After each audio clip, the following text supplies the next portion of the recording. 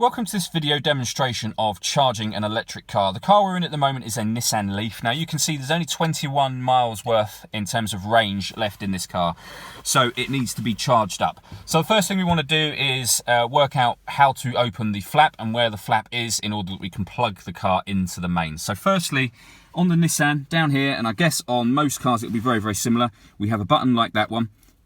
If we give that a push, that will unlock the flap that's at the front of the car. So what we're going to do now is head round to the front of the car, show you exactly where the flap is and how you plug it in to charge it. So on the Nissan, the flap for charging the car is on the front here. We've opened it internally, and now you can see you've got a couple of ports there. The port that we want is this one here. So just pull that catch across and that will open up. Now the next thing we need to do is find the mains and plug it into charge. So here we have the mains charger for the Nissan.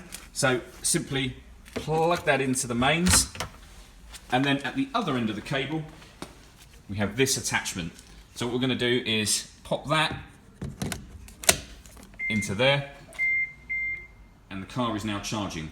We'll know it's charging because we have a charge indicator just inside the windscreen there. So the one light that's flashing at the moment is charging the first section of the batteries. When that light is fully illuminated, the battery will be 33% charged. When the middle one is fully lit and not flashing, the battery will be 66% charged. And then when the third light is charged and not flashing anymore, the whole car will have 100% of its battery power, which will give you about 80 miles worth of range in this particular car.